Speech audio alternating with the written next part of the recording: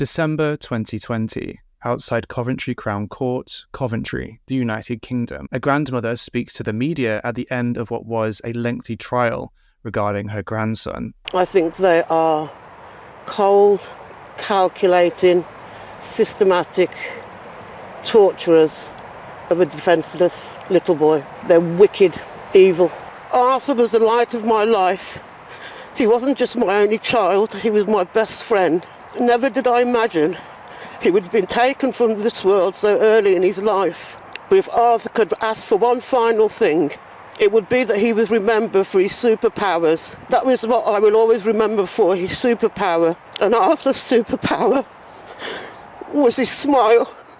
This is the last known footage of 6-year-old Arthur Labinjo-Hughes. He has just spent the night sleeping on the living room floor and is too weak to even lift up his bed sheets. Within 24 hours, Arthur would be dead.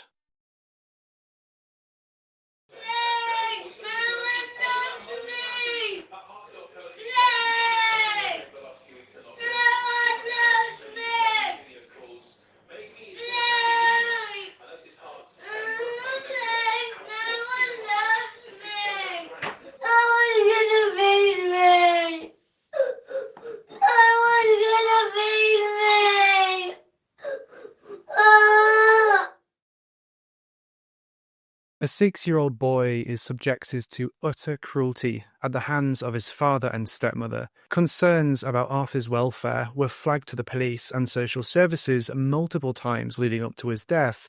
So why were they not taken seriously? Was the pandemic and subsequent lockdowns to blame?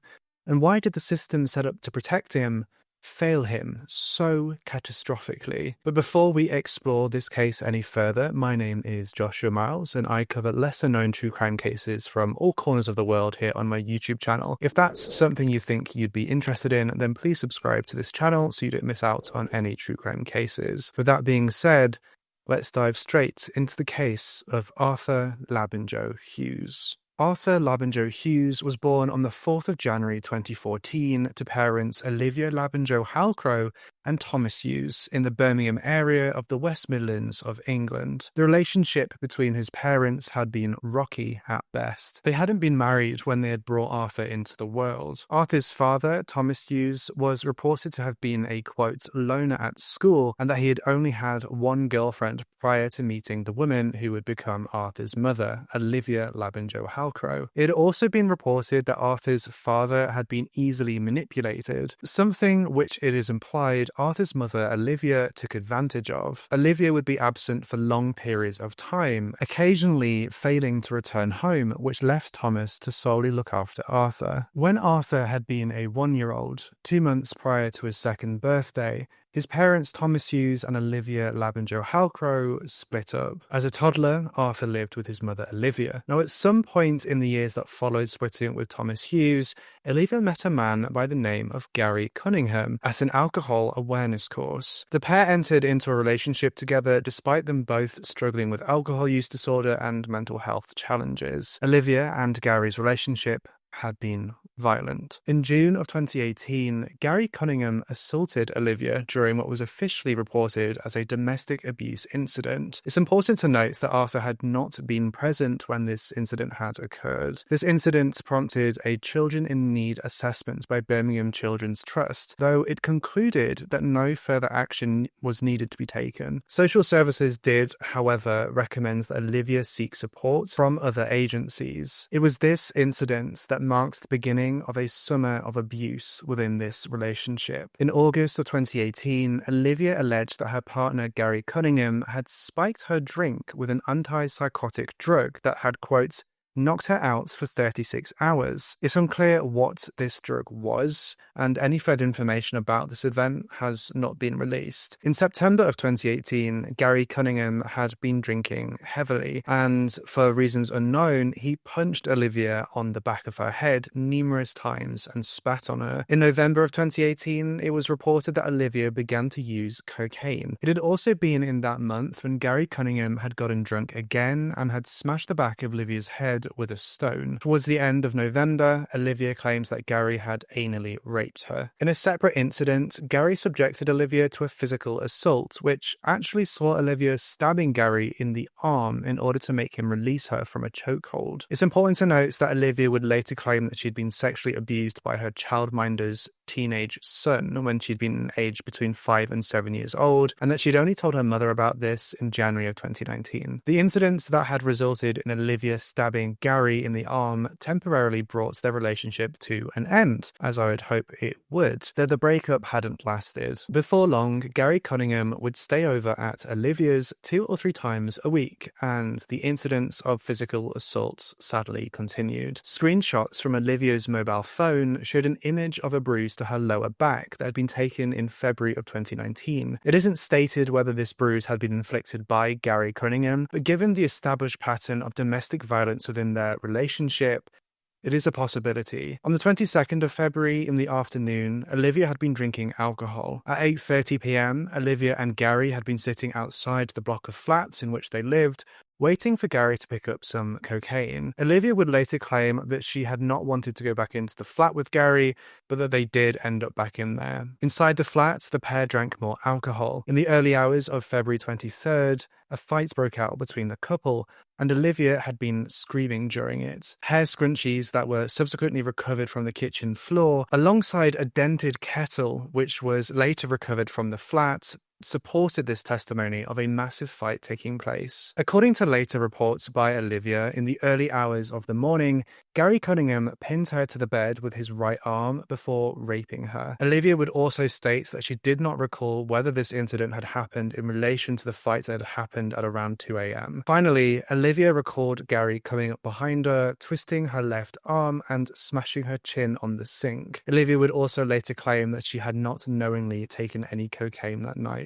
Olivia claims that she had no recollection or memory of the events that followed, but she said that it had been likely that she had done the following, and that she had done so as an act of self-defense, or acting with diminished responsibility or in loss of control. A witness, who had been a neighbour, would recall that at about 2 a.m. on the 23rd of February, he heard screams that sounded as if they were coming from a woman or a child. This witness had further heard banging coming from Olivia's flat, with a lower-pitched voice shouting. This witness also reported hearing things being thrown. At one point, this neighbour heard somebody say, quote, "stop" and, quote, "get off," or something to that effect, and heard what this neighbour described as sounds as though somebody was, quote, "fighting for their life." It then went quiet. It's important to note that Gary Cunningham was then seen early the next morning, captured on CCTV in Harborne. Gary then returned to the block of flats and was then seen on the landing outside Olivia's flat, seemingly uninjured, at approximately 7 a.m. It's unclear what exactly happened next, but what we do know is that just before 11 a.m. on the 23rd of February 2019, police and ambulance services were called to Olivia's flat. There, the emergency services discovered Gary Cunningham's body in the hallway outside of Olivia's flat. Gary Cunningham had sustained a stab wound above and behind his left knee, which had severed an artery. Olivia had been in her flat at the time that Gary's body was discovered. The police raised her from her bed to speak with her, and she had been wearing pajamas when she answered the door. A knife that they believed to have been the weapon responsible for the wounds that Gary had sustained was found in the kitchen sink of Olivia's flat. Olivia's reaction to being told that Gary Cunningham had died was noted to have been unusual and incongruent to the seriousness of the situation. The authorities subsequently arrested Olivia on the suspicion of murder. When she arrived at the police station, Olivia was medically examined. She sustained some recent injuries and had complained about discomfort in her neck and shoulders. Blood samples were taken from her, which revealed the detection of alcohol and cocaine in her system. Both substances were also found in samples taken from Gary's remains. Back calculations indicated that they had both been under the effect of the substances in the early hours of that morning, and that neither of them would have been legally able to drive. Olivia gave no comment during the police interview, though she did subsequently reveal the details of what she said had occurred between her and Gary in the flat during the night and morning of the 22nd 22nd and 23rd of February. She first revealed this information in a telephone call from prison to report an allegation of rape, and then to psychiatrists instructed by both the prosecution and defense to prepare reports on the question of diminished responsibility. Olivia, upon questioning from the psychiatrists, further revealed allegations of past physical and sexual assaults at the hands of Gary and others, including when she had been a child. Importantly, however, Olivia was unable to recall stabbing Gary Cunningham. She further stated that she had not knowingly taken cocaine and that her drink had therefore been spiked by Gary Cunningham. The prosecution's case at trial had been that Olivia had murdered Gary Cunningham and that she had not been acting in lawful self-defense. The prosecution relied on the multitude of wounds that had been inflicted, 3 of which were determined to have likely been defensive. Olivia's relationship with Gary had been described as volatile and tempestuous. Each of them had accused the other of aggression and physical violence, and they often recorded their own perspectives of the incidents in text messages to each other and to others. The witness statements, police body camera footage, Gary Cunningham's interview records from previous incidents with the police, and text messages were made available to the jury as agreed facts. Olivia, though, stated that they did not contain the full story and that they were inaccurate in places. At trial, cross-examination of Olivia was short-lived. She refused to continually give evidence. The prosecution had, quote, been unable to challenge the reliability of her evidence in respect to past incidents or immediate circumstances surrounding the stabbing. The judge directed the jury to take into account Olivia's failure to answer questions, specifically in relation to the history of her relationship with Gary Cunningham, her allegations against him and others, her drug use, the text messages, her aggression towards others, the manner in which she came to make the allegation of rape 3 weeks after the event, and her failure to answer questions in the interview. It was clear that Olivia's state of mind at the time of the attack needed to be established. And so, Professor Furtado and Dr. Kennedy, instructed by the defense and prosecution respectively, gave evidence. This psychiatric evidence included a history of the abusive relationship that Olivia had with Gary, as described by Olivia. Both psychiatrists made it clear that it had been for the jury to decide whether Olivia's account was to be believed. Professor Furtado stated, quote, if her story is to be believed, which is for the jury to decide, when faced with a threat of further sexual violence, she would have experienced flashbacks of the trauma she previously experienced and, coupled with her difficulty problem solving, would have led to an abnormality of mental functioning. She could have been in a heightened emotional state wherein she could have genuinely believed she'd be raped again. This would have impacted her problem-solving skills and impulsivity. Ultimately, the jury would find Olivia Labinjo-Hughes guilty of manslaughter, not murder, and was sentenced to 12 years imprisonment. She would go on to appeal this and go through a second retrial before being resentenced to 11 years imprisonment, though the details of those court proceedings are outside the scope of this video. Arthur Labinjo-Hughes had lived with his mother in Olivia's flat in Birmingham at the time of the murder of Gary Cunningham, though it does appear that he had not been in the flat when the murder had occurred. And so, after Olivia's conviction, custody of Arthur was passed to his father, Thomas Hughes, who at that time lived with his own father in the Shirley district of Solihull in the annex of his parents' house. Arthur would have been 5 years old at the time. Social services made a judgment of Thomas Hughes when custody was passed to him that he was a protective father, and at the time, it's clear that it was a reasonable judgment to make. Thomas, with the help of his family, did provide good care to his son, Arthur, over the months that came. The social worker on Arthur's case arranged with Thomas to have Arthur move schools and attend Dickens Heath Primary School in Solihull, and during a home visit with Thomas and Arthur, the social worker noted nothing of concern. In fact, it was considered to be very positive that Arthur also had the positive support of his family from his parental grandparents. Arthur even told the social worker that spending time with his parental grandparents was positive for him. It was also determined that support for Arthur to deal with the trauma of his mother going to prison and his mental health needed to be established. On the 11th of March 2019, a referral made by Arthur's new school to SOLA, which is a partnership between 3 organisations, Birmingham and Solihull's Mental Health NHS Foundation Trust, Barnardo's, and Autism West Midlands to provide emotional well-being and mental health services to children and young people up to the age of 19. However, this first referral was not accepted, as it was felt that there had been no obvious mental health issues for Arthur, and it must be noted that this response from Solar was not challenged by the school. In August of 2019, Thomas Hughes began a relationship with Emma Tustin, which marks the beginning of a drastic change in relationship between Thomas and Arthur and in Arthur's behaviour. Thomas and Emma had met through the dating website Plenty of Fish, and Thomas was immediately upfront with Emma about his situation. He told her early on that he was a single father because Arthur's mother had been in prison. Notably, Emma Tustin did not disclose her own history. Emma Tustin is described as having a chaotic background. She had left school without any qualifications and was arrested for shoplifting when she had been young. She'd even gone missing a few times. By the time she had met Thomas, she had 4 children with 3 different fathers. Emma had a documented history of mental health issues. In 2013, when one of the fathers of her children tried to leave her, Emma tried to kill herself by jumping from the 6th floor of a car park. This resulted in Emma breaking multiple bones and long-term health complications. Emma also had a history of domestic abuse as both the victim and perpetrator, and was known to children's social care in Solihull and the police. As a result of her unstable mental health, 2 of Emma's children were actually removed from her care, and after just 3 dates, Thomas Hughes introduced Emma Tustin to Arthur, and they played cricket in the park together. According to Emma, she and Arthur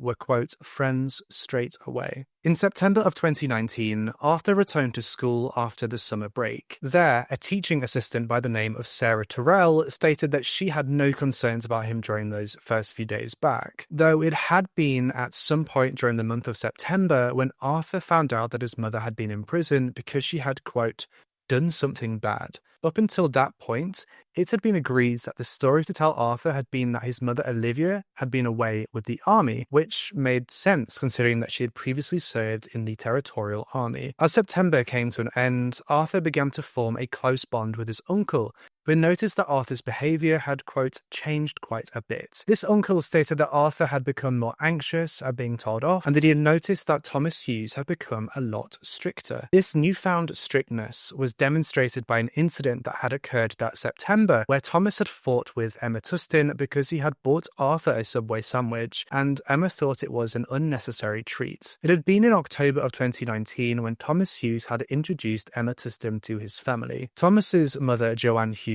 disclosed to her husband that she did not like Emma, quote, straight away. Joanne had become, quote, concerned with how much time Emma had been spending with Thomas compared to how much time Emma spent with Emma's 2 youngest children, and it had been from there that Joanne's dislike for Emma grew. It quickly became routine for Emma Tustin to spend the weekends with Thomas Hughes in the annex. The couple also had a date night on Tuesdays and a wacky warehouse play date with Arthur and Emma's 2 youngest children on Wednesdays. It had also been during October when Thomas Hughes had first told his mother Joanne that Arthur had apparently started being rude towards Emma. A special educational coordinator at Arthur's school by the name of Aileen Carabine stated that it had been during October that Arthur, quote, deteriorated. According to Aileen, Arthur became more reserved, anxious, and not quite as smiley. In November of 2019, Thomas and Joanne went to Arthur's school and met with the staff there in order to discuss the school's growing concerns and worries about Arthur's behaviour. One of Arthur's teachers said that Arthur had become, quote, fixated with death, murder, guns, and the news, and that Arthur had been having nightmares and had spoken about his fears of being taken away from his dad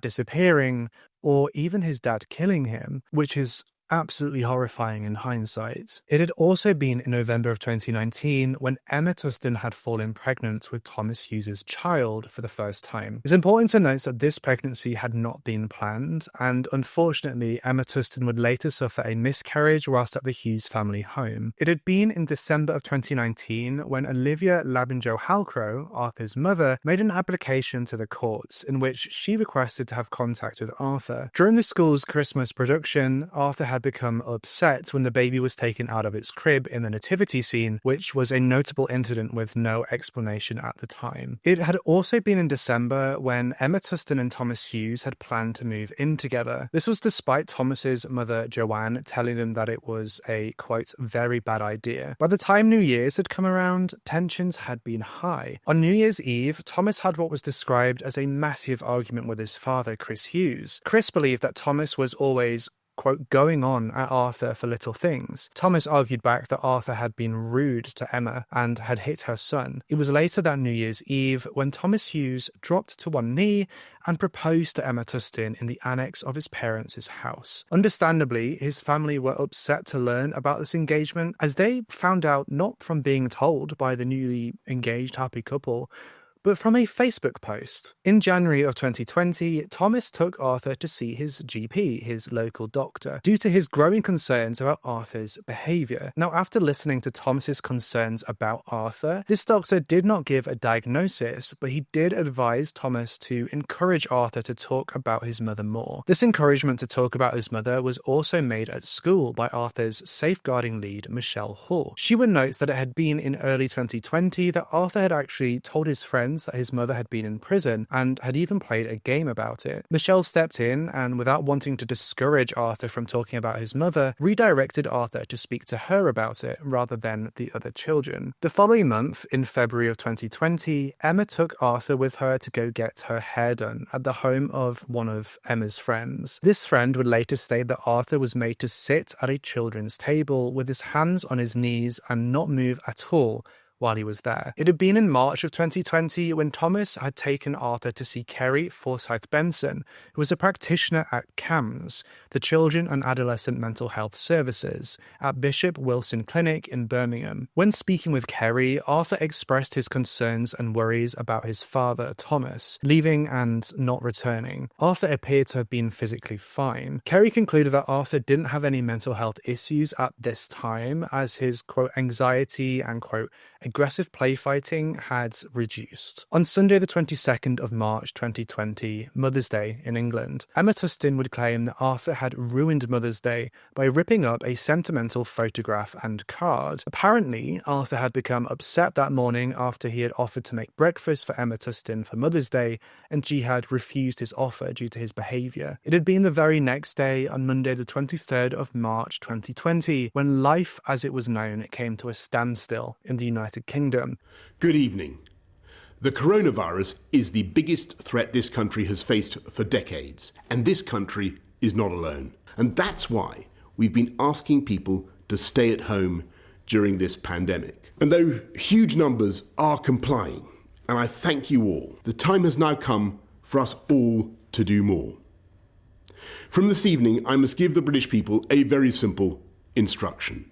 You must stay at home. It was announced that day by the Prime Minister that the first national lockdown was to take place due to the COVID-19 pandemic. When this was announced, Thomas had been in Emma's home where Arthur had been in bed. Thomas's mother, Joanne, called up her son and asked him to come home with Arthur, but Thomas apparently refused. On the 14th of April 2020, an alleged fight broke out between Arthur and one of Emma Tustin's sons at the home of Emma Tustin. Thomas was actually accused of elbowing Emma's son in the head as he was separating Arthur and this son. Due to this accusation, Emma thought it was necessary to call her ex-boyfriend, Shane Hawkins, who was the father of the son that had been in the fight with Arthur. Shane Hawkins quickly arrived and spoke with Thomas Hughes outside of Emma's home. During the course of this conversation, Shane allegedly punched Thomas in the ribs in order to, quote, make it look like he had reacted to the incident in front of Emma Tustin. Following this alleged assault, Thomas Hughes took Arthur back to his parents' house. It was there that Arthur opened up to his uncle Blake and told him that Emma had grabbed his head, banged him against the wall, and called him a, quote,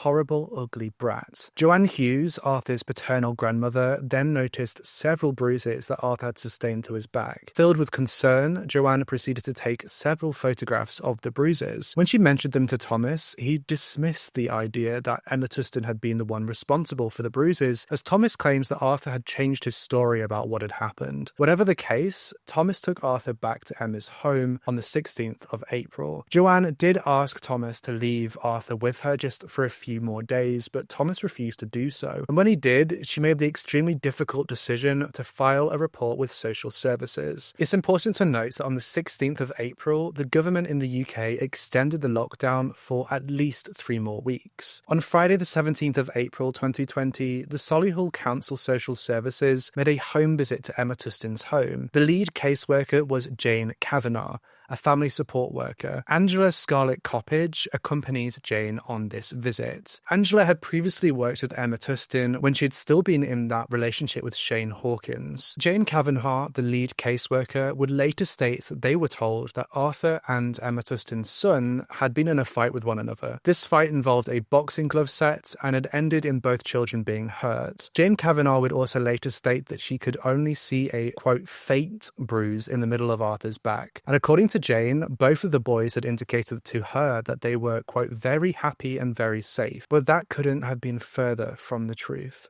Ultimately, Jane concluded that there had been no safeguarding issues. Jane proceeded to recommend an early help program which included, quote, life story work with Arthur, to which Thomas Hughes said that he would think about it, though Thomas would later decline the support of this program. Thomas would later claim that Emma had coached her son and Arthur to lie to social services about the boxing glove incident in order to avoid any suspicion. Emma also allegedly told Thomas that they would take his children away from them if he didn't go along with her plan too. Thomas standing by quietly while this took place just speaks to how he believed himself to be hands-off and not responsible at all for what was happening and about to happen, pushing the blame to Emma when, in actual fact, he was equally as responsible. He could have stopped what was to come at any point, but he didn't. And tragically for Arthur, Emma's plan to deceive and cover up the abuse she was inflicting had worked without a hitch. She'd been able to manipulate social services to cover her back, fueling a belief that she was above consequences. On Sunday the 18th of April 2020, Thomas Hughes made a report to the police in which he claims that his brothers had been to Emma Tustin's house and that they had been, quote, harassing him. Police Constable Todd Bennett followed up on the report and he spoke to Thomas Hughes, who actually later withdrew his complaints. It had been that evening that Thomas's brother Daniel Hughes spoke to PC Todd Bennett and had expressed his concerns about the bruises that Arthur had sustained, sending the officer the photographs of them. Now, PC Todd Bennett was actually taken off of the case and reassigned to another one due to a higher priority incident, but he did later refer the photographs he was sent to his superior, Sergeant Lee Norbury, who instructed the control room to contact social services. Sergeant Lee Norbury would later state that he was, quote, satisfied that there was an ongoing investigation and that there was no further need for force response. 2 days later, on Tuesday the 20th of April 2020, Joanne Hughes, Arthur's paternal grandmother, contacted the teachers at Arthur's school and informed them that she had contacted social services about Arthur and his well-being. On the 24th of April 2020, the lead social worker who had been assigned to Arthur's case after the home visit on April 17th, Jane Kavanagh, was made aware of the photographs that had been taken of Arthur's back by Joanne Hughes. Apparently, Jane Kavanagh had been, quote, really confused and in shock about these photographs, but unfortunately, she did not take any steps to reassess Arthur's safety. By the end of April 2020, the powers that be decided that there should be no further investigation in relation to the concerns about the bruising that Arthur had sustained. And on the 27th of April,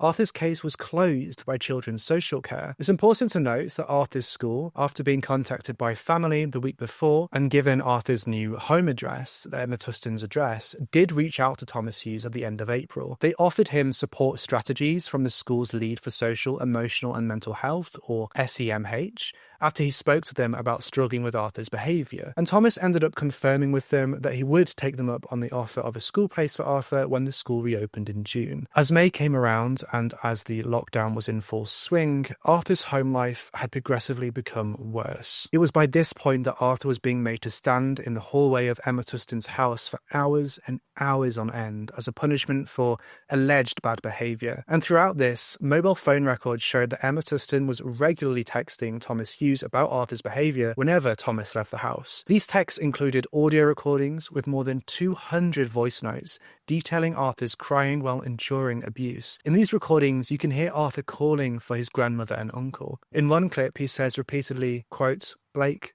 no one loves me. Blake being the name of his uncle. When Thomas Hughes would receive these messages, he would often reply with threats of violence, including responses like, quote, "I'll go to town on him," and "I'll end him." At one point, he says that he would, quote, "take his jaw off his shoulders." Thomas also told Emma to put Arthur outside, quote, "with the rubbish." Emma would describe Arthur in these texts as a devil child, Satan, and Hitler.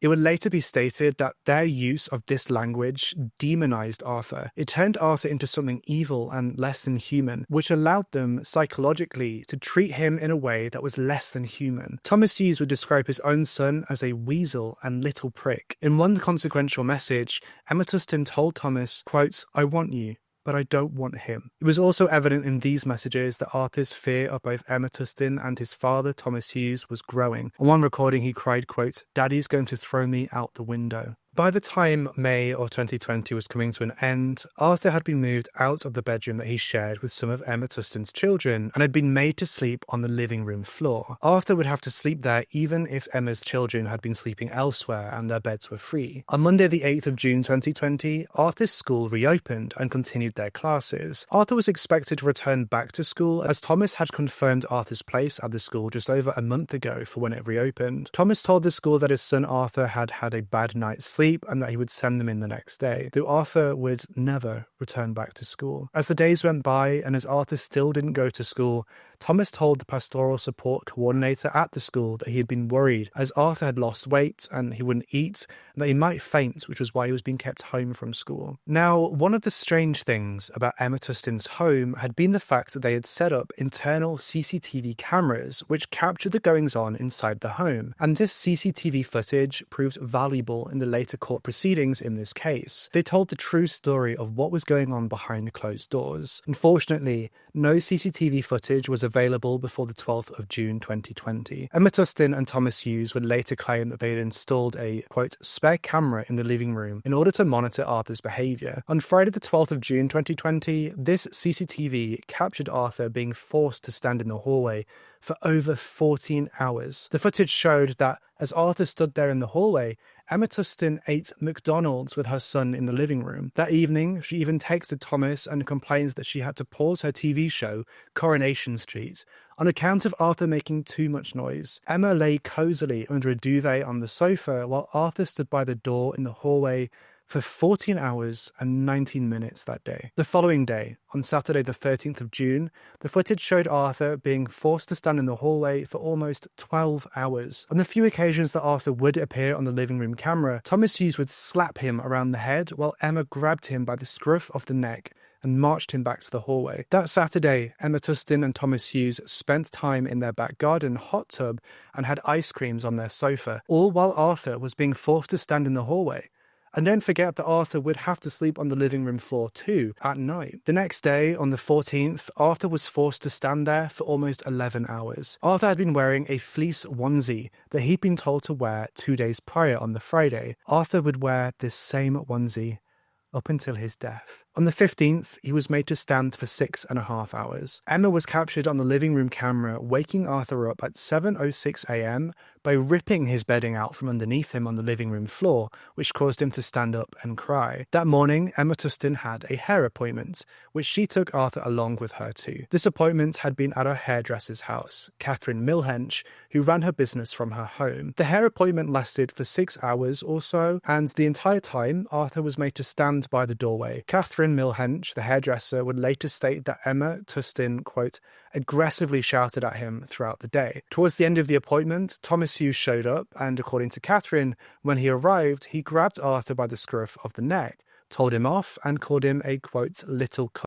Catherine Milhench, the hairdresser, also witnessed Arthur collapse to the floor as he left her home, but claims that neither Thomas or Emma helped Arthur back up. The family would get back to Emma's home by 6 p.m. that evening. Footage from inside the family home show that as 7:30 p.m. approached, Thomas Hughes picked up Arthur in the living room and, quote, squeezed him and belted him on the legs. Thomas Hughes himself would later describe the force he was using as a 9 out of 10. That night, Thomas Hughes went out, presumably to the pub, pub or on the town, leaving Emma Tustin to look after Arthur and her own kids. Allegedly, according to Emma, Arthur bit her that evening, and when she told Thomas, he told her to, quote, just end him. When Thomas Hughes returned home from his night out, the footage showed him forcing Arthur in and out of the kitchen by the scruff of his neck. On Tuesday, the 16th of June 2020, Arthur is captured on the living room CCTV footage, appearing very weak as he awoke at about 8:30 a.m.,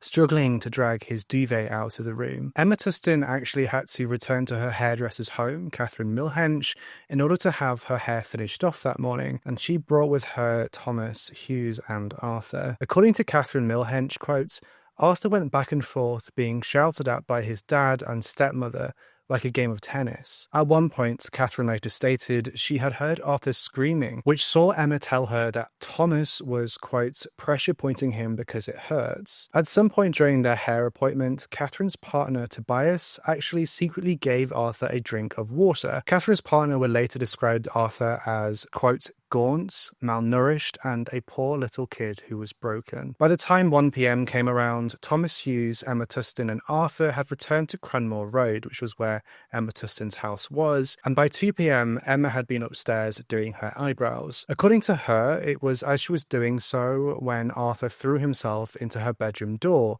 which caused it to bounce back into his own head. It would later be argued that it was around this same time that Emma Tustin poisoned Arthur with salt in the bathroom, something which Emma would later deny. At 2:15 p.m, Emma Tustin took a photograph of Arthur sitting in the hallway in floods of tears. Within the next 15 minutes, Arthur would be subjected to an attack that was so violent it would prove fatal. It is believed that Emma Tustin had fatally attacked Arthur at 2:29 p.m, which was when the living room CCTV camera showed Emma get up from the sofa and go into the hallway, where she remained for approximately 1 minute. It was at 2:32 p.m. when Emma Tustin texted Thomas Hughes about Arthur, in which she claimed Arthur had, quote, copped me in the stomach, before telling him that Arthur, quote, won't get up for shit. Emma Tustin then called up Thomas and told him that Arthur had, quote, knocked himself out by hitting his own head on the floor. Thomas Hughes immediately returned home, arriving there at 2:37 p.m. I believe Thomas had been at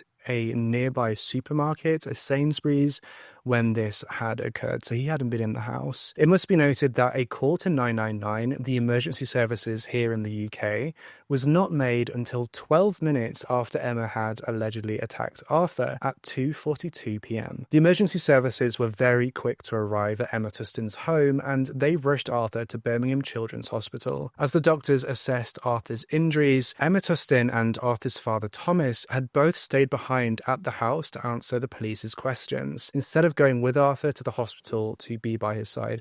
Now, one point of note that it's because there was the pandemic and there was lockdown restrictions, it's not entirely clear whether there were restrictions on who could go with him in the ambulance, if anybody could go with him in the ambulance. I wouldn't be surprised if there had been policy in place to prevent anyone going with him in the ambulance.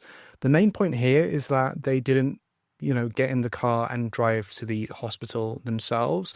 Now, I do also know that there was restrictions on who could go into the hospitals and things like that due to lockdown, so it's kind of complicated to use this kind of point that they stayed home as a character descriptor, if that makes sense. But also, it doesn't appear that they made much effort or commotion to go to the hospital. Like, if that was my kid, I would be screaming, I would be doing everything I could to get to the hospital to be by their side. You know what I mean? It's important to note that Thomas left all the talking to Emma, as we can see in the body cam footage of the responding officers. Just briefly, what happened? Basically, he'd gone out to get me a birth to cut a cake for the kids. Arthur was told to sit on the thinking step. Arthur's put himself all over the floor. He's banged himself off the radiator. He's hit me. He's kicked me in the process of me trying to get him back on the thinking step. He's then gone on all fours on the floor, and I've told him to get up. And I shut the door over, and all I heard was a crack off the floor. He was headbutting the floor on all fours. Headbutted the floor once, said, "Off, get up, you're going to hurt yourself. I've phoned your dad."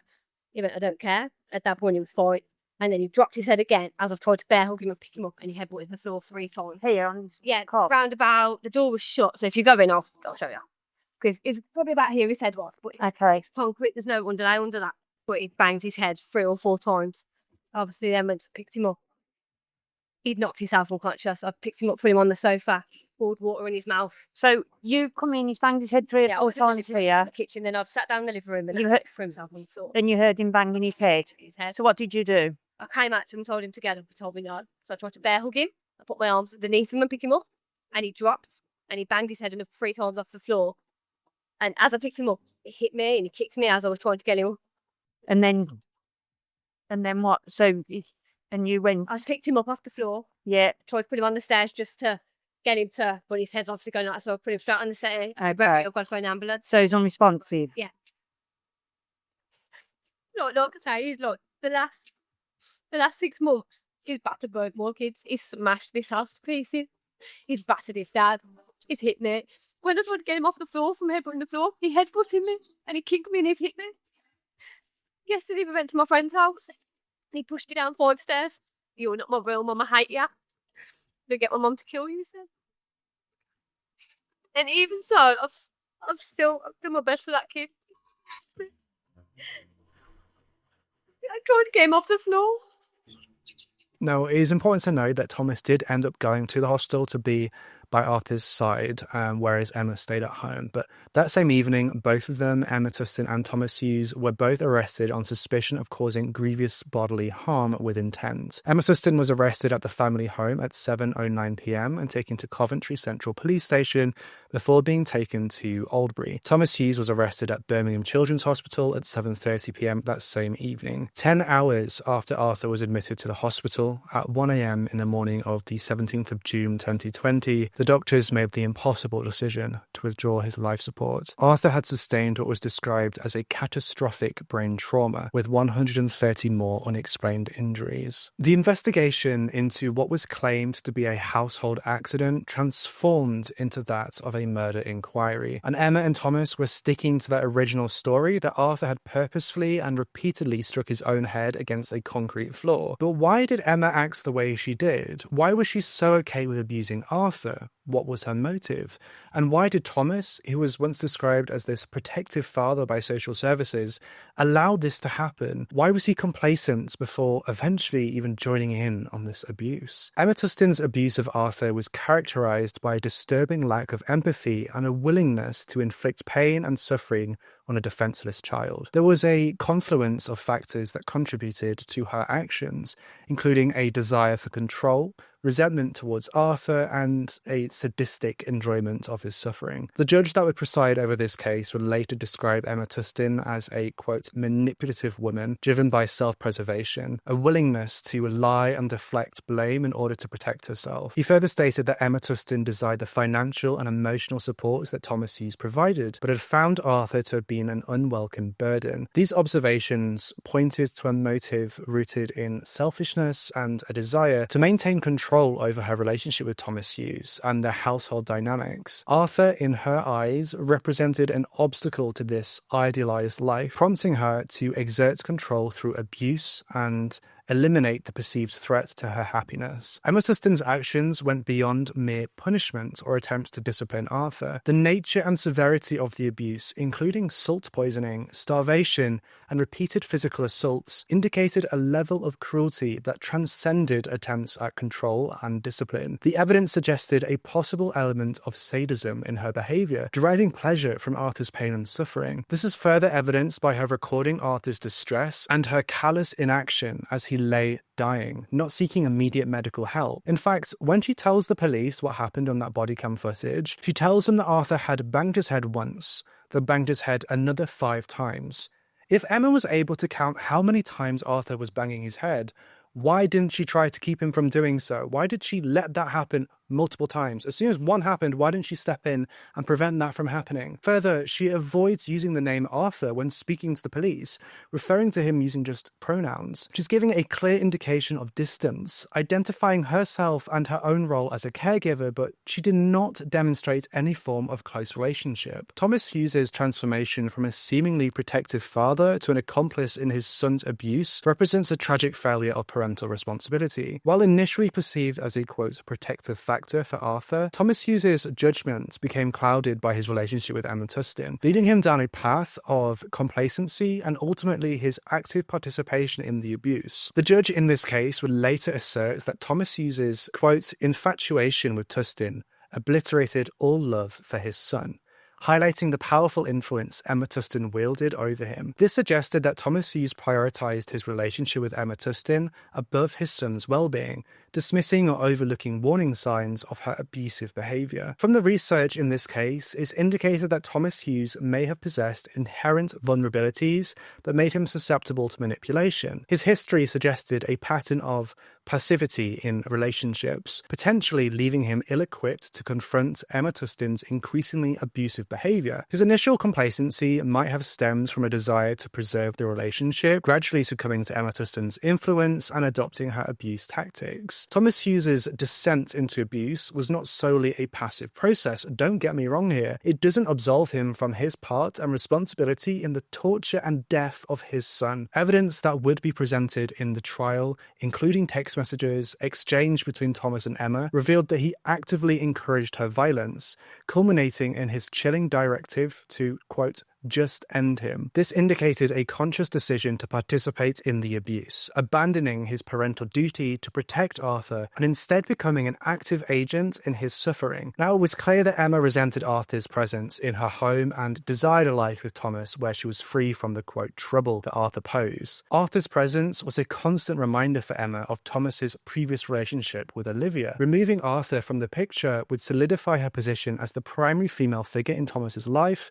and eliminate any potential for Olivia to re-enter their lives. It is also suggested that Emma had been jealous of Arthur and had felt that she was competing with him for Thomas's attention. The threat of Olivia re-entering Thomas's life was also not unfounded. In December of 2019, Arthur's mother Olivia initiated the legal proceedings to the courts for contact with Arthur. Although the specifics of her application are mostly unknown, it's reasonable to assume that this application could have raised concerns for Emma. If Olivia was granted contact, it could have potentially threatened Emma's control over the household and her relationship with Thomas. The application that Olivia made involved seeking a child arrangement order through the family court, bringing the Child and Family Court Advisory and Support Service into the situation. The application finalised shortly before Thomas moved in with Emma in March of 2020. It wasn't clear to me what the outcome of the application was, but as far as I'm aware, Olivia wasn't granted any form of contact prior to Arthur's death. What we do know is that initially when Olivia had gone to prison, she did have telephone contact with Arthur 3 times a week. But in October of 2019, Thomas Hughes stopped the contacts between Arthur and Olivia, as well as contacts between Arthur and his maternal grandmother and the maternal extended family. The week following the death of Arthur Labinjo-Hughes, on Wednesday the 24th of June at 9:30 a.m, a remote opening inquest was launched at the Birmingham Coroner's Court. A remote opening inquest being a legal proceeding that was conducted online due to the fact that the COVID-19 pandemic and subsequent lockdown was ongoing at the time. This inquest served as the initial legal inquiry into the circumstances that surrounded Arthur's death. This was a local inquest to determine if there were failings of the local services that contributed to the death of Arthur. This inquest was adjourned. After both Emma Tustin and Thomas Hughes were arrested and charged on suspicion of Section 18 assault, that is, a serious assault charge under the Offences Against the Person Act of 1861, which is effectively, quote, inflicting grievous bodily harm with intent, they were both taken to Albury Police Station, where they underwent separate questioning. When Emma Tustin would be later rearrested on the suspicion of murder, she told the police, quote, well, you better get his dad here then. Thomas Hughes was arrested on suspicion of murder at 6:14 p.m. the following day on June 17th. According to reports, Thomas was cautioned but made, quote, no significant reply. At some point before the trial against both of them commenced, a hearing was held in which it was revealed that while Emma Tustin was awaiting trial at HMP Peterborough, she was reportedly attacked by other inmates who tossed salt at her. She was also threatened with violence by other prisoners in the lead up to her trial. We're not going to do a deep dive into the trial in this video for the sake of brevity, but if that's something you're interested in, then let me know, as I do have a write-up for that one done. It's hundreds and hundreds of pages long, so let me know in the comments down below. But we are going to do a summary, and it is still to quite a depth of the trial and how it went through. So the trial began at Coventry Crown Court. On the first day, the prosecutor, Jonas Hankin QC, outlines the case, stating that both defendants, Emma Tustin and Thomas Hughes, were charged with the murder in the death of Arthur Labinjo-Hughes. The prosecution argues that the defendants were equally responsible for Arthur's death, having collaborated in a campaign of cruelty involving violence, intimidation and neglect, with the intent to cause significant harm. The prosecution stated that Arthur's death was a result of a severe head injury inflicted by a third party and not self-inflicted. The prosecution also noted that the 6-year-old was suspected to have been repeatedly poisoned with salt, and the trial was then adjourned until the next day. On day 2, Jonas Hankin continued his opening of the case. He reiterated that the prosecution's position was that the defendants shared equal responsibility for Arthur's death, having engaged in a campaign of cruelty with the intent to cause serious harm. The prosecution argued that both defendants contributed to the abuse and mistreatment of Arthur. We're going to skip ahead now to day 5 of the trial, which focused on events at Emma Tustin's home on the evening of Sunday the 14th of June. The court was shown CCTV footage of Emma Tustin and Thomas Hughes. Detective Constable Christopher Herrick said that Arthur had been in the hallway for approximately 1 hour and 12 minutes. DC Herrick stated that out of 12 hours and 50 minutes that Arthur was awake that day, he believes that Arthur had spent 10 hours and 54 minutes in the hallway. On the 15th of June, footage showed Emma removing a duvet from under Arthur at 7:06 a.m., causing him to roll over unexpectedly and then cry. On day 8 of the trial, Professor Stivaros, a specialist in brain and spine scans in children, gave evidence. He confirmed he had reviewed CT scans of Arthur and that the history he was given was that Arthur's injuries were caused by him banging his head. He explains the difference between the grey and white matter in the brain. He stated that bleeding in Arthur's brain was in multiple different sites.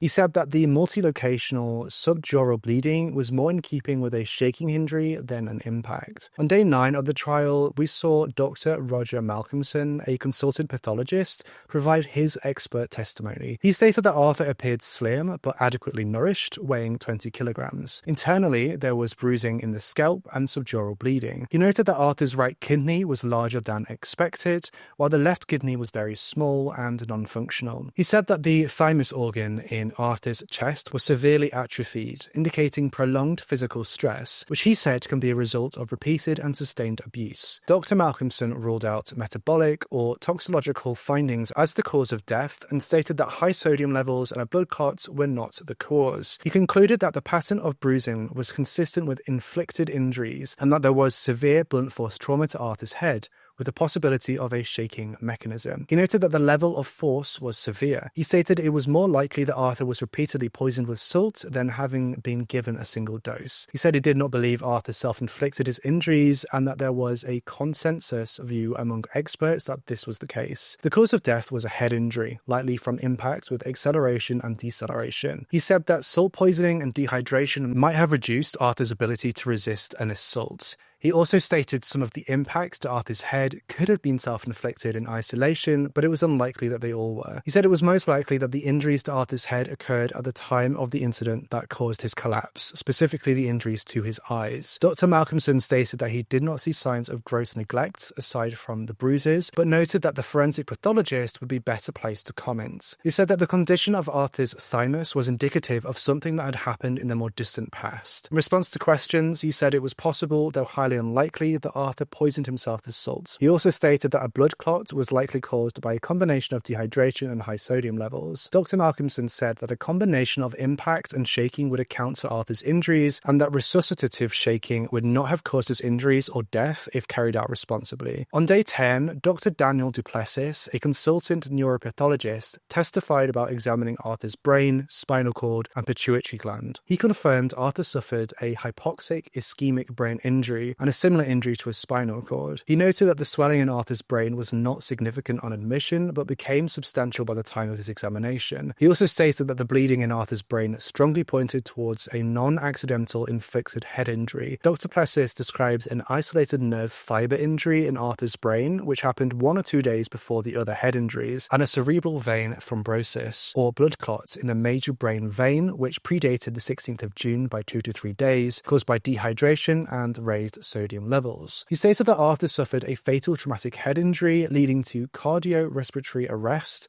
and death, which was a result of a non-accidental event involving a combination of impact and shaking. He stated there was a repetitive component, such as with shaking, but that a head being hit against a firm surface could also cause rebounding. He stated that there was extreme force and impact involved in the case, and that a woman could inflict a fatal head injury in a child, explaining that it involved a forceful, shaking type action and the head being slammed against a firm surface. Dr. Plessis said it was inconceivable that Arthur could have self-inflicted his fatal injuries and that he had not seen a child do this with a fatal outcome, that the force he observed in videos of Arthur was not sufficient to cause the level of fatal injuries identified. He said that the most likely explanation was non-accidental head injuries caused by a third party, involving the head being moved forward and backwards repeatedly with impact. During cross-examination, Dr. Plessis said he believes that the vital injuries were caused in a single incident, but could not separate them out. On day 11, the court heard from a Mr. J. Mohan, a consultant pediatric neurosurgeon. He agreed with the consensus that Arthur's injuries were abusive and caused by a combination of impact and shaking. He explains that damage to Arthur's spinal nerves would have resulted in either paralysis or pain. Dr. J. Mohan stated that Arthur's condition was consistent with a shaking injury, though Arthur's age made that less likely, and that the lack of certain injuries also supported that theory. He had never seen the level of salt found in Arthur in other children, and that something really strange was going on with this child. Dr. J. Mohan also confirmed it was inconceivable Arthur self-inflicted his fatal injuries, and that a low-level fall wouldn't have generated enough energy to cause them. He stated that Arthur's death was caused by an abusive injury through a combination of impact and shaking. During cross-examination, he acknowledged the case was unusual and that Arthur had been assaulted before the 16th of June. He also agrees that multiple impacts to Arthur's head were likely due to bruising in different areas of the skull, and that shaking could have been a mechanism of injury consistent with the findings. Now, on day 12, Dr. Matt Lyle, a Home Office forensic pathologist, discussed Arthur's external injuries. He explained how bruises form and describes the bruising on Arthur's head, noting about 30 marks, including a prominent bruise on his forehead. He discounted some marks of uncertain origin, leaving 25 areas of injury to Arthur's head and neck. Dr. Lyle stated that these injuries immediately raised concerns about non-accidental causes and said he had never seen a child who died at home with so many injuries to his head and face. He also described injuries to Arthur's chest, abdomen, and arms, noting that injuries on both sides of the body were not typical of an accidental injury. Dr. Lyle concluded that the injuries were not typical of normal play. The court was then shown body-worn camera footage of Emma Tustin explaining to police that Arthur had been screaming and throwing himself on the floor, and that she had told him to sit on the thinking step. Emma claimed he responded by saying he would wait for his dad and throw himself on the floor. Tina Newton, a consultant in emergency medicine, testified that Arthur was desperately unwell, completely unresponsive, and had concerning sodium levels suggesting salt poisoning. She said Arthur appeared uncared for, with bruises on unusual places. She also stated it was very unusual for her to immediately suspect non-accidental injury, but that her, quote, gut feeling was that Arthur was a victim of such an injury. She recalled Thomas explaining that Arthur had a history of behavioural problems, did not want to eat, but wanted to drink a lot, and had banged his head on the floor. Newton emphasised that the saline administered at the hospital would not have caused his high sodium levels. On day 13, Carol Miller, a neighbour, testified that Emma had asked for help after Arthur had collapsed on the 16th of June, and that she had attempted to resuscitate him. Miller recalled Emma saying that Arthur hadn't been eating properly and that he'd been playing up and having problems. She described Arthur's lips as being dry, cracked and pale, noting that Emma was erratic and making excuses. Body-worn camera footage was shown capturing emergency workers, stating that Arthur was dead at the scene, but that the doctors had revived him and he was now critical. Thomas Hughes was recorded saying Arthur had, quote, bumped his head and knocked himself out, thrown himself on the concrete floor. Paramedic Philip Day stated that Arthur was lifeless, pale with purple lips, and had no breathing effort. He was told at the scene that Arthur had been banging his head on the floor. This paramedic noted a swelling on Arthur's forehead. Sarah Haddada, who was an ambulance technician, testified that Arthur was lying on the floor and that she was told he had hit his head on the concrete floor and had been having anger issues since his mother went to prison. She noted a large hematoma, bruises all over his body, sign of malnourishment, poor dental condition, and that he was very small for his age. She also said that Arthur was, quote, ghostly white. She recalled Thomas Hughes was very upset and, quote, hysterical, while Emma Tustin was calmer. Adam Belcher, a staff nurse, stated that Thomas Hughes told him Arthur had been banging his head and was asked to stop, and that Thomas Hughes said, quote, I just want my son. I know he's a little shit, but he's my son. Imagine your son is in a critical condition in a hospital and you're speaking to the staff there and that is what you say. You describe your son as a little shit.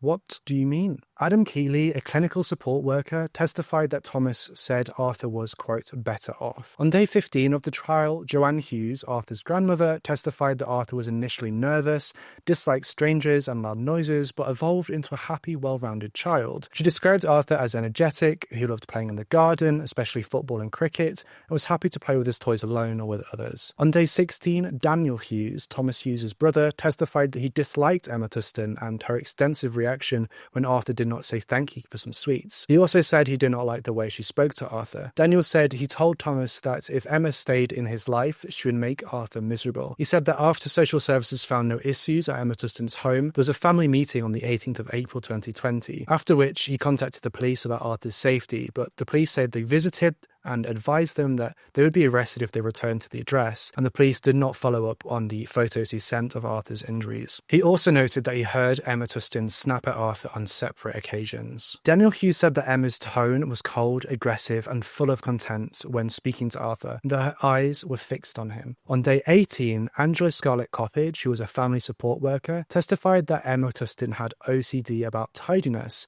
and that she and Shane Hawkins created a plan on how to manage their children and their nutrition. She also stated that Emma Tustin wanted Arthur to do, quote, life story work to address his background, and that Thomas Hughes did not want Arthur's biological mother's parents to have access to Arthur because it caused arguments. Scarlett Coppage said that Arthur freely showed them his shoulders, and she saw a small faded bruise on his right shoulder, but did not see any other bruising on his back, and it did not look like that photo of Arthur's back that was taken by Joanne Hughes. She added that nothing about Arthur or the dynamic in the relationship between Thomas Hughes and Emma Tustin gave her cause for concern. On day 19, Angela Scarlett Coppage returned to the witness box and confirms that Thomas Hughes declined the early help program because he felt the school was more supportive. She also stated that Emma's OCD was a root cause of the arguments in her previous relationship, but not the domestic violence she suffered in the relationship. Scarlett Coppage said that during the social services visit on the 17th of April, Emma Tustin spoke first, and Thomas would agree or say something different. She also confirmed that she was approximately 10 feet away when she viewed Arthur's back, and when she saw a single yellow bruise on the boy's right shoulder, but that she was likely closer to Arthur than her first estimate. Sergeant Norbury testified he told the control room to phone social services and that he believes that they were taking the lead in the investigation into concerns about Arthur. He stated that he did not recall the photo of Arthur's back. Detective Sergeant Philip Lewis testified he arrested Emma Tustin on suspicion of causing grievous bodily harm with intent, and that Emma stated, quote, Tom did that, didn't he? And, quote, Tom's not going to admit anything he's done to him, is he? He added, quote, she wasn't happy she was in this position and Arthur wasn't her son. DS Lewis confirms that Thomas Hughes was very upset and broke down in tears, saying, quote, it's all my fault, it's all on me. DS Lewis also said that Emma Tustin didn't explain that she was alone with Arthur when he collapsed, that Thomas Hughes was, quote, absolutely devastated, and that Emma Tustin did not ask about Arthur's condition. John Dutton, Emma Tustin's stepfather, testified that Arthur looked like a, quote, nice, healthy lad initially, but had changed and appeared to have lost weight after the first lockdown. He added that Arthur never misbehaved in his home. Dutton admitted that he was the person who made an anonymous call to social services, and that Thomas Hughes had told him that he had, quote, gone to town on Arthur, which he understood to mean he had, quote, gone too far. Nina Ellen, who was for the prosecution, then read Emma Tustin's police interviews, including her statements that Arthur had been, quote, throwing himself on the floor for weeks, and that she had initially had, quote, the best time with Arthur. She said that she felt happy with him, but that things, quote, got serious and the relationship was rocky after a miscarriage, claiming Thomas Hughes had not supported her as he should have. Emma told officers that Arthur's biological mother had not bothered with him since February of 2019, but wanted contact in December after she found out that somebody else was on the scene, which caused Arthur to go into his shell and become, quote, horrible to me and horrible to his dad. She recalled Arthur stating that he didn't want to see his mother because she had hurt him. On day 20 of the trial, the court heard further details from Emma Tustin's police interviews. Emma recalled her visit to her hairdresser's, Catherine Milhench's home on the 15th of June, where she claims that Arthur, quote, threw himself on the floor head first and bashed his head while walking to the taxi at around 10:15 a.m. She stated that at Milhench's home, Arthur was instructed to stand and not sit on the, quote, thinking step, and that Arthur began, quote, screaming before throwing himself against the radiator and the front door and on the floor. Emma claims Thomas told her to ignore Arthur and said if he hurt himself, quote, it's his own fault. Emma said she went upstairs to have her hair washed and that Arthur pushed her on the way back down, causing her to fall 5 stairs, twisting her ankle and hurting her back. She stated she called Thomas, who responded that he would, quote, fucking deal with him when I get back. Emma also claims that later Arthur, quote, fell flat on his face and then bit her arm. She said Thomas Hughes told Arthur on the phone, quote, I'm going to fucking kill you when I come back. I'm going to fucking kill you. To which Arthur responded, quote, you're an asshole, I hate you. Emma Tustin also recalled an incident about 2 weeks earlier where she saw Thomas Hughes with his foot on Arthur's belly in the hallway, which Thomas Hughes described as, quote, pressure pointing him. Emma Tustin's mother, Karen Dutton, told her that Arthur was not welcome in our home anymore due to his behaviour, as he was hitting Emma and the other children. Emma recalled Arthur saying he was going to, quote, set us on fire and, quote, going to kill us, and claimed that Thomas Hughes said it was Arthur's, quote, own fault if he had a headache because he had thrown himself on the floor. Emma also stated that Arthur went to bed complaining of a headache and that Thomas didn't seem to care. On day 21 of the trial, the first witness of the day was Dr. Malcolm Coulthard, a children's kidney consultant, who explained hyponatremia and its causes. He stated that the normal range of sodium levels in the body is 135 to 145 millimoles per litre, and levels above 145 would raise alarm bells, with much higher levels signalling serious issues. Dr. Coulthard noted that there were 3 main causes of hyponatremia: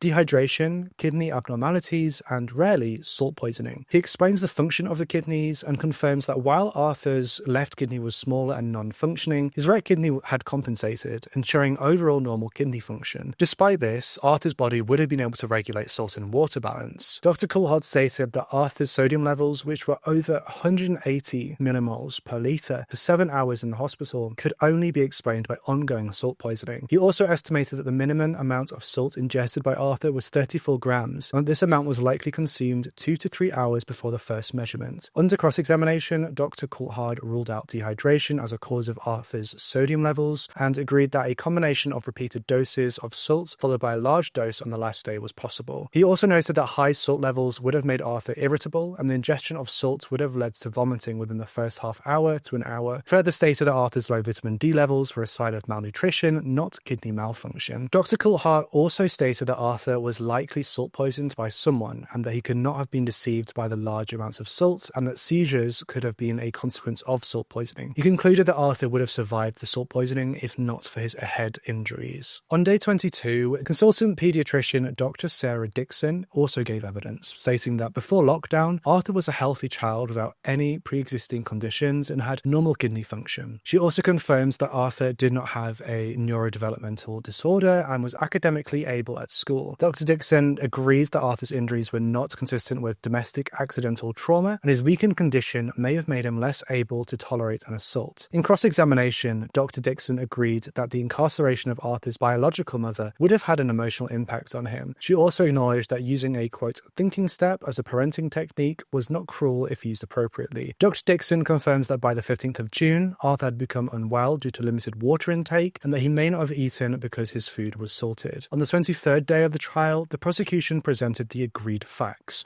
including that both Thomas Hughes and Emma Tustin had no prior convictions, though Emma Tustin had a police reprimand for battery at the age of 14 and a caution for shoplifting at 16. It was also stated that Arthur was severely hypernatremic when admitted to the hospital and had many bruises in uncommon places. The court heard that Arthur died from a severe head injury caused by a combination of impact trauma and violent shaking. The jury was also told Thomas Hughes was arrested on suspicion of inflicting grievous bodily harm and later for murder, and Emma Tustin was also arrested on similar charges. On day 24, Katja Sadek, who was on Emma Tustin's defense team, highlighted CCTV footage from the 15th of June where Emma Tustin was seen carrying salt into the hallway for 16 minutes. She also said that during this time, Thomas Hughes was seen regularly looking at the hallway and talking in that direction. In the cross-examination from Bernard Richmond, who was Thomas Hughes' defense, it was noted that when Emma Tustin reappeared, she was not holding any salt. The prosecution then formally concluded its case, and Emma Tustin was called to the witness stand. Emma admitted to being nervous and confirms that she was sexually abused as a child by her mother's former partner. She also stated that she had no qualifications from school, and the reprimand and caution were due to a fight and shoplifting respectively. On day 26, Bernard Richmond cross-examined Emma Tustin, asking if she had reflected on the evidence and if she was in the hallway when Arthur had hit his head. Emma said that she wasn't present when the head injury occurred and that she had only heard it. She denies the medical consensus that Arthur Arthur's injuries were caused by hyperextension of the neck with blunt force impacts, stating that she had not shaken Arthur. Emma said she had no choice but to agree with the medical experts, but also stated that they could be wrong. She also denied killing or poisoning Arthur. On day 27, Bernard Richmond, again the defense for Thomas Hughes, continued his cross-examination. Emma said that Arthur had made threats to hurt her unborn baby and kill his father. She also stated that her children began mimicking Arthur's behaviour, such as saying no one loved them and packing bags to leave. Emma Tustin also said that she had to put her own children on the, quote, thinking step for mimicking Arthur. She admitted to using unpleasant language towards Arthur, but she denied calling him a cunt or Satan to his face. Richmond pointed out that Emma Tustin's behaviour showed manipulation towards Thomas Hughes and how she manipulated the food and the relationship between Thomas Hughes and Arthur. He also said she gave the poor boy a vast amount of salt and caused his death. Emma Tustin responded that she did not. The judge questioned Emma about whether she had seen Thomas give the salt to Arthur, and Emma said no. During cross-examination from the prosecution, Emma Tustin stated that she blamed Arthur for his own death and did not consider herself responsible. She also said that she had been scared for herself and her children, and that was why she didn't alert social services. She admitted that Arthur was vulnerable when he came into her care, and that she had subjected him to a campaign of cruelty. Emma Tustin said that, quote, things got tough for me, Tom and Arthur, and that it had gotten her down. On day 28, the prosecution continued cross-examining Emma Tustin, asking if she had tried to make Arthur's death look like an accident. Emma denied this and said it was an accident. On day 29, Bernard Richmond, representing Thomas Hughes, addressed the jury and told them that the case was horrible, but that they should not get into the mindset of, quote, they.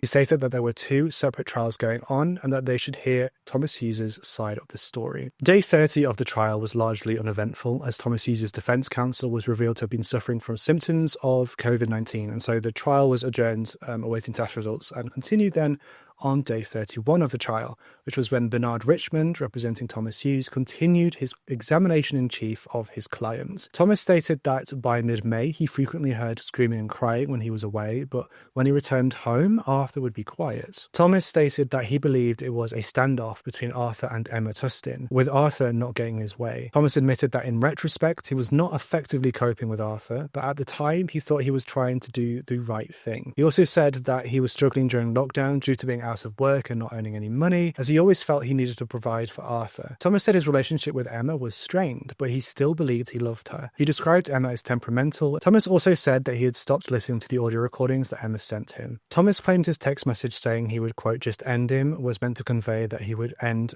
Arthur's period of naughtiness, not kill him, and that he had no intention to kill or seriously harm Arthur. Thomas Hughes also said that he did not remember hitting Arthur on the 20th of May, but he thought he started hitting him at around May 25th. He said he would hit Arthur on his legs, arms, and back. Thomas denied being involved in killing Arthur, denied encouraging Emma to use violence, denied intending any serious harm to Arthur, denied knowing Arthur had been fed salt, and denied depriving Arthur of food out of cruelty. He admitted that he made Arthur stand for long periods, which went beyond reasonable parenting, and he hit Arthur out of frustration. He denied causing any bruises above Arthur's waist. During cross-examination by Mary Pryor, who was representing Emma, Thomas denied that he treated Arthur like a punch bag, and he said he thought he was disciplining him. He admitted he could not control his temper, let little things build up, and then explode. Thomas also denied that Arthur was frightened of him. He also said the, quote, majority of his first police interview was true. Thomas said it was not true that he, quote, didn't like slapping him, so he, quote, pressure pointed him for 10 seconds at a time. He also accepted that his son would cower in the corner because he was going to hit him,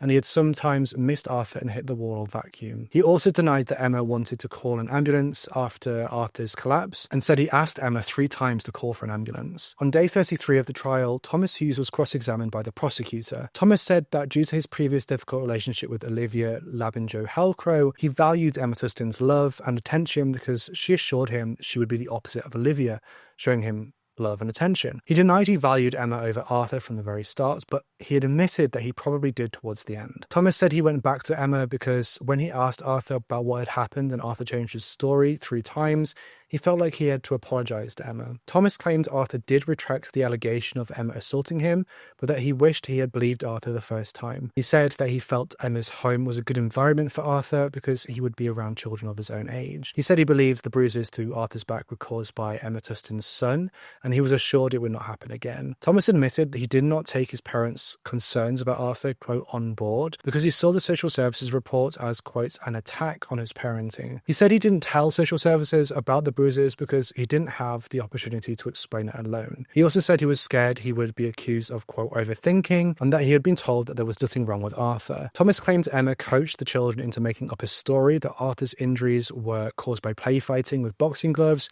because they were told that their children would be taken away. On day 36, Thomas Hughes' brother, Andrew Hughes, said his brother's relationship with Olivia Labinjo-Hughes was great initially, but it had a massive effect on Thomas when they split, causing him to regress. He said when Thomas gained sole custody of Arthur, the relationship was, quote, stronger than ever. He also said Arthur, quote, idolized his grandfather and his grandmother took on a caring role. Andrew said Emma was, quote, very, very cold and there was little interaction from her. He added Thomas's relationship with Emma moved very quickly and he had concerns about it, and his brother would argue with him more after he met Emma. He recalled an incident where his brother said he was, quote, showing off for Emma when he was only wearing shorts. Andrew said that Thomas became, quote, strict with Arthur and would punish him for minor things that were not an issue before. He also said that Emma appeared to be, quote, very cold towards Arthur, and that when the children were playing with boxing gloves, Emma would praise her son but tell Arthur he needed to get a grip. During cross-examination by Mary Pryor, Andrew said he believed Emma was the, quote, catalyst for everything that happened. He stated that he was not aware of his brother punching a hole in the wall, door, or cuffing Arthur around the head, and they had not seen the CCTV footage that was publicised. He also said he did not believe his brother had a, quote, explosive temper. During re-examination by Bernard Richmond, Andrew Hughes said he found nothing attractive about Emma and described her as a, quote, cold, calculating person. He drew his brother away from the family. On day 37, the defence concluded their case for Thomas Hughes. Emma Tustin formally changed her plea from not guilty to guilty on count 3, which related to child cruelty, by willfully assaulting Arthur based on the 3 assaults captured on CCTV between the 12th of June and the 16th of June. The judge then gave the jury legal directions. He told the jury to consider who had told the truth, who had lied, and who had made mistakes when giving evidence. He summarised the prosecution's case that Thomas encouraged Emma to carry out the fatal attack based on his threatening messages, his encouragement to cause harm, and to think about the phone call before Arthur's collapse and the past assaults on Arthur. The jury were directed to ignore their emotions and any sympathy for Arthur or against Emma that she had an abortion in custody. He explained the difference between murder and manslaughter and that there was no mental health defence in this case, but that Emma Tustin's mental health issues should be taken into account. The judge explains the difference between lawful and unlawful chastisements and stated any correction of a child could not be lawful if it caused physical injury. The judge says that Emma Tustin had not admitted to telling lies, but it was for the jury to decide if they believed her. He said Thomas had admitted to telling lies, but should not be convicted solely because of that. The judge said, quote, Arthur was not on trial, and nothing would justify anyone being cruel to him. He moved on to discuss hearsay evidence and the fact the defendants blamed each other, their characters and expert evidence, and finished by reviewing the route to the verdict document. After the lunch break, prosecutor Jonas Hanken addressed the jury and gave his closing speech. On day 38 of the trial, Mary Pryor, who was representing Emma Tustin, gave her closing speech. She asked the jury to think long and hard before they were swayed by emotion if they rejected Emma Tustin's account. She said Emma was not a murderer just because she had accepted she had done a bad thing. She argues that the evidence suggested Thomas had poisoned Arthur. Mary Pryor asked if Emma Tustin was not the one who poisoned Arthur, then how likely was it that she would have been the one that killed him shortly before her children returned home? Bernard Richmond, who was defending Thomas Hughes, also gave his closing speech in which he emphasised the importance of removing emotion from their deliberations. He stated that Thomas Hughes played right into Emma Tustin's hands and that Emma weaponized her own children as well as her pregnancy. He argued Emma Tustin was losing her temper more with Arthur and was actually being violent and that she had snapped and killed him. Bernard Richmond said Thomas Hughes was under pressure and was trying to get Arthur to eat and keep track of that, and that there was no evidence he knew anything about the assault, as it was Emma Tustin carrying it upstairs. Bernard Richmond said that Emma Tustin feared Arthur would spoil her birthday and she was not going to have it. He stated the evidence showed that Thomas Hughes was a bully. His discipline was over the top, but he was not a murderer. The judge told the jury he would sum up the evidence the next day before they would be sent to reach their verdicts, and on day 39, the judge began to sum up the evidence. On the 40th day of the trial, the court convened at Coventry Crown Court, and the judge formally sent the jury out to continue their deliberations. The jury subsequently returned with their verdicts. Emma Tustin was found guilty of murder. Thomas Hughes was found guilty of manslaughter. Emma Tustin had previously pleaded guilty to child cruelty on counts 2 and 3, and was also found guilty of child cruelty counts 4 and 5.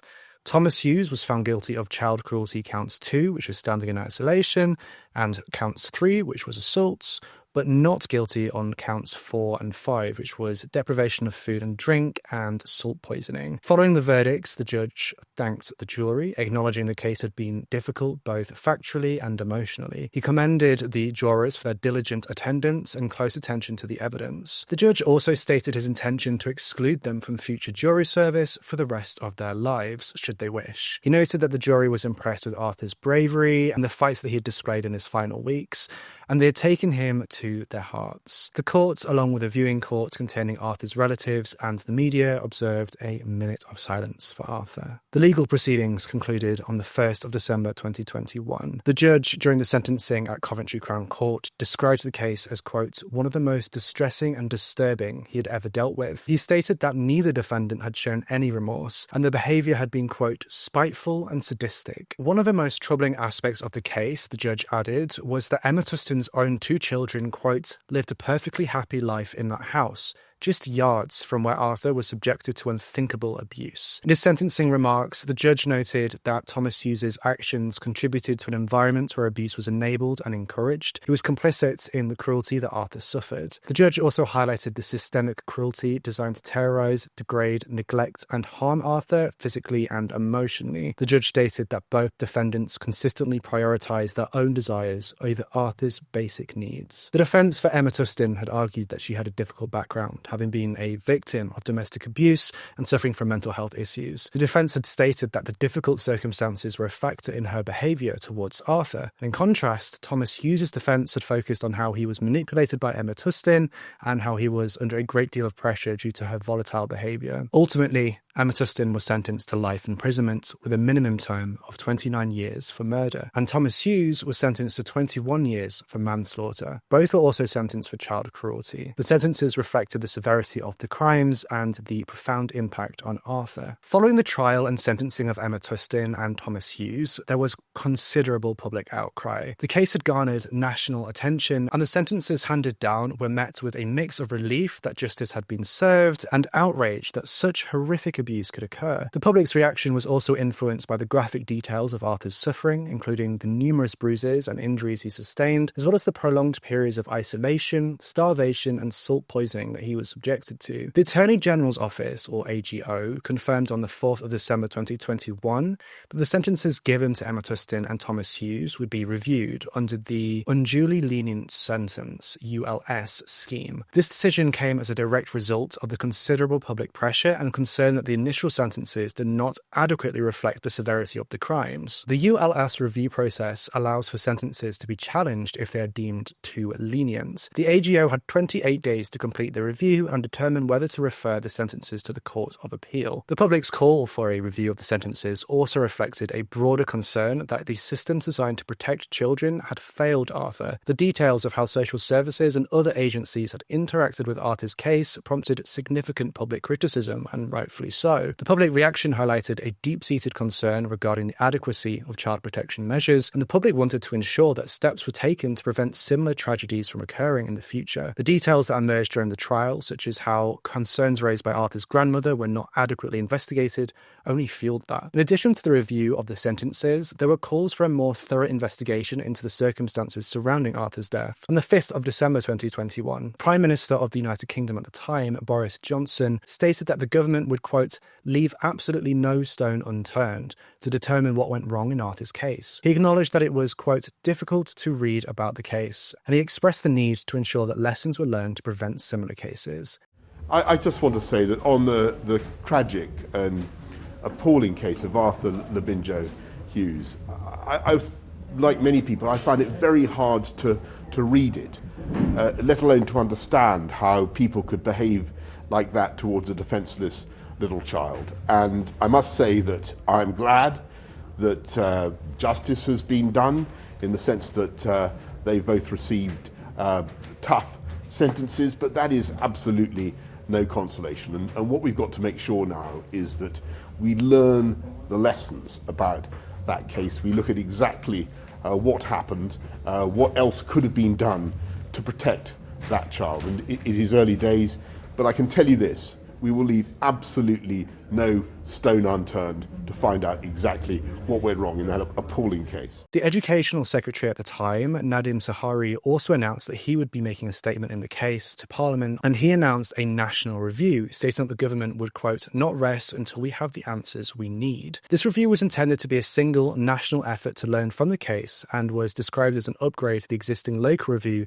that had been launched shortly after Arthur's death in June of 2020. The national review was to be led by the Child Safeguarding Practice Review Panel. The terms of reference for this review were published and a methodology was agreed upon. The methodology was designed to be flexible, adapting as the panel and review team gathered information and engaged with those involved. The purpose of this review was not to revisit areas previously covered by local reviews or to address national issues, but to actually focus on local practices. The national review aimed to provide a comprehensive understanding of Arthur's life and the interactions of various agencies with him and his family. This was achieved through the collection and analysis of case notes, records, and witness statements, forming a detailed chronology of Arthur's life. This included material from the local reviews undertaken in Solihull. The review also involved interviews with family members and professionals to gather diverse perspectives and detailed information about Arthur's situation. Specifically, the review included interviews with 5 family members and 33 interviews with approximately 48 professionals. The national review focused on analysing key issues, including failures in information sharing, partnership working, and the absence of critical thinking and challenge within and across agencies. It also looked at how families might disguise their behaviours. The review aims to examine the systemic factors that influence child protection practice, identifying how these issues affected Arthur, and connecting these findings with broader evidence about child protection. The panel examined why these issues persist and what needed to be changed. Now, the findings from the chronology, interviews, and wider research were used to develop hypotheses and recommendations. These were then tested with various stakeholders, including sector bodies, leaders, and government departments, to finalise the report. The draft report underwent a factual accuracy check by Solihull and Bradford safeguarding partners before publication. The National Review emphasised the importance of seeing child abuse and neglect within their system context, rather than as isolated incidents. The need to identify patterns and similarities between horrific events and the conditions that make such events more likely to occur was a key focus. The review was also concerned with ensuring the learning from serious incidents is reviewed systematically and disseminated to ensure recommendations bring about change and improvements. The National Review developed core recommendations centred on creating a new approach to undertaking child protection work. These recommendations included integrating multi-agency investigation and decision-making throughout the child protection process. It emphasised that only those with appropriate expertise and skills should undertake child protection work. Furthermore, the review called for leaders to be able to deliver excellent child protection responses and create the right organisational context to make this happen. The review also highlighted the need to transform the use of data to better protect children. This would involve creating a task force of experts to explore how technology can be leveraged to improve child protection. The review noted a need for specific practice improvements in relation to domestic abuse, calling for a greater understanding of the impact of domestic abuse on children. The review's scope was intentionally focused on the child protection system, distinguishing it from the broader concept of safeguarding, which is considered, quote, everyone's business. The term child protection was specifically used to refer to actions taken when there are concerns that a child might be being or at risk of being significantly harmed. The review also recognised that its findings and recommendations would not supersede or replace any complaints, disciplinary or other processes relating to individual professionals, as such processes are a matter for other bodies, including employers. The National Review included an analysis of Arthur's specific case, providing a brief overview of his life and the involvement of key agencies. The case analysis highlighted the need for professionals to have, quote, curiosity and critical eye when engaging with families. This included considering the potential impacts of trauma, neglect, and domestic abuse when assessing children's well-being. The review examined the details of Arthur's life and the challenges he faced, and identified that his short life was marked by significant challenges. The final report included local recommendations aimed at improving practice in the specific areas where Arthur had lived, alongside the national recommendations. The national recommendations aimed at influencing policy and bringing about change on a broader level. But what part did the COVID-19 pandemic play in Arthur's case? Was there a rise of domestic abuse during the pandemic? Tragically, the COVID-19 pandemic created a perfect storm of factors that contributed to the horrifying death of Arthur, though it is not to blame entirely, don't get me wrong. Emma and Thomas have complete fault for the murder that they committed. The lockdown measures strained key resources that might have been able to identify that something was wrong, though there had been a multitude of systemic failures in Arthur's case. The COVID-19 pandemic and the ensuing lockdown excavated Arthur's vulnerability and hindered the ability of the authorities to detect and prevent the abuse that he suffered. Simultaneously, the pandemic appeared to have contributed to a rise in domestic abuse, which, as we know, is a major factor in Arthur's case. School closures during the lockdown meant that Arthur was not regularly seen by teachers, who might have been able to notice the signs of abuse, such as his injuries. School was considered Arthur's, quote, safe place. The absence of this regular contact meant a critical opportunity for intervention was missed. The lockdown forced families to spend extended periods behind closed doors. For Arthur, this meant that he was isolated from his wider family, who could have potentially intervened to help him. He was also isolated within his own household, made to spend long hours in the hallway as punishment. The isolation extended to preventing him from seeing his grandparents, who he had a close relationship with. The pandemic also put significant strain on local safeguarding arrangements. Social workers faced challenges such as staff falling ill or them being forced to isolate themselves. This meant that some home visits and face-to-face assessments, crucial for detecting abuse, were not carried out as effectively as they might have been.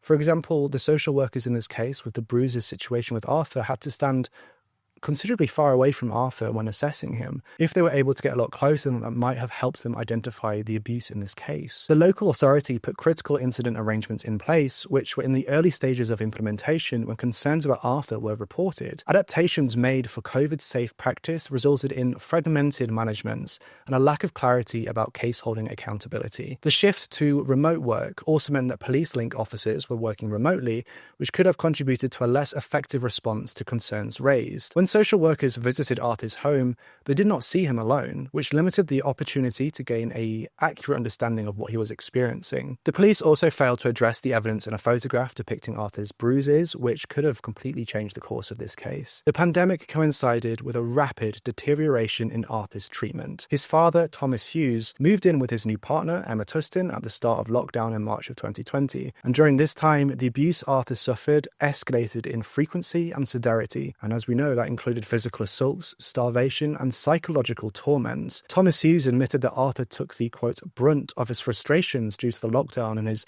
inability to work. The pandemic also excavated existing systems' weaknesses, including a lack of communication between agencies and an over-reliance on information provided by Thomas Hughes and Emma Tustin. Additionally, assumptions made about Thomas being a protective father were not challenged, which further limited the possibility of intervention. Data indicated that the first year of the pandemic witnessed a significant rise in serious incidents involving children in England. Child harm cases reported by local authorities were up by 20% and child deaths by 19%. There was a 20% rise in babies being killed or harmed. Domestic abuse was a factor in over 40% of serious incidents reviewed by a panel in 2020. According to the UK government, between April and June of 2020, the number of calls to National Domestic Abuse Helpline saw a 65% increase.